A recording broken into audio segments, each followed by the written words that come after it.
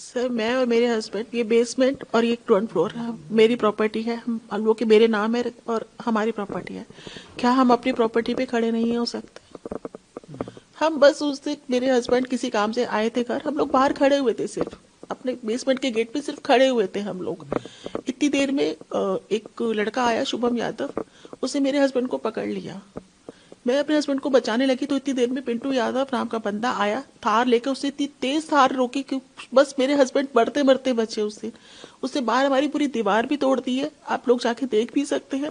उसके बाद उसने मेरे हस्बैंड को मारना शुरू कर दिया। उसके बेटे ने मुझे मारना शुरू कर दिया, विकास यादव ने, पिंटू यादव ने और शुभम यादव ने मेरे हस्बैंड को मारना शुरू कर दिया।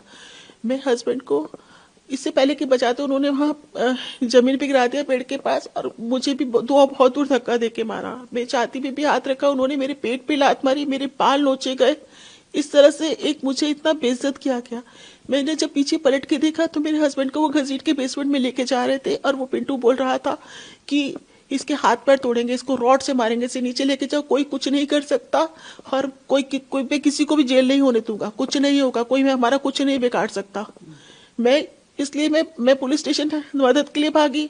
मैं वहाँ एसएचओ साहब के ऑफिस में भी घुसी, वहां से मैं मदद लेके आई। तो जब तक मुझे पता चला कि ये लोग घर में घुस के, पिंटू यादव, शुभम यादव, एक लड़का और था ग्रीन जैकेट में, उसे मैं नहीं जानती, लेकिन जहां तक मुझे मालूम है वो शुभम यादव का दोस्त था, जो गुरु रामदास नगर में ही रहता है, और एक और था वो मैं नहीं जानती। ये लोग मेरे बेटे को पैर से घसीटते हुए लेके गए, उसके सारे कपड़े उतारे, उसे नंगा करके मारा गया रोड पे, बीच रोड पे उसे मारा गया, और उसके चेहरे पे जूतों से मारा इन लोगों ने।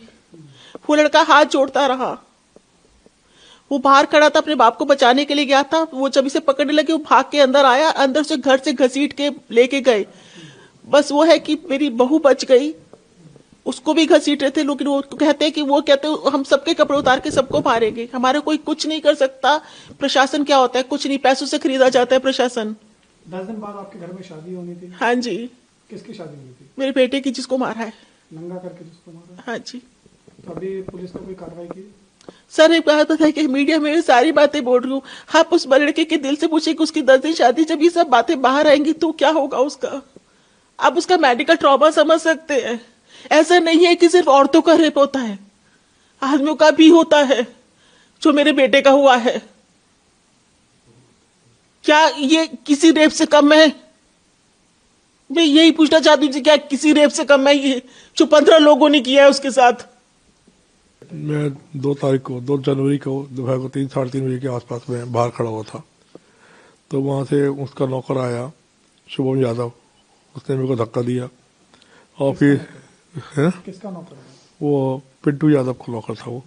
और फिर उसके बाद पिंटू थार लेकर आया, जोर से उसे बड़ी स्पीड से लाया, उसने जोर से मारा, वो तो बच गया, मैं नहीं तो उसी दिन में एक्सीडेंट हो जाता। फिर वो नीचे उतरते उसने मेरे को मुक्कों से मारा, और मेरे को उसे धक्का दे सीढ़ी के बल नीचे गिरा।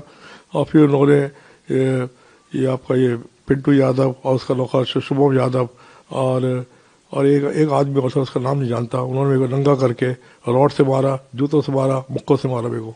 ये आप मेरे चेहरे पे देख सकते हैं दाग वगैरह, और अभी तक बहुत ही दर्द है, बहुत ही परेशानी में हुए।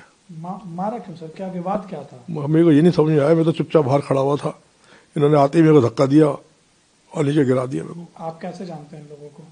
ये पिंटू यादव का हमारे नीचे फिटनेस सेंटर है, उसे हमने से वो मतलब कि चलाने के लिए दिया था, बस ही। तो आपके बेटे की भी शादी थी? मेरे बेटे की 10 दिन बाद शादी है, उसे बुरी तरह से मारा उसने, बाहर घसीट के नंगा करके मारा? बाहर मैं तो नीचे पड़ा हुआ था।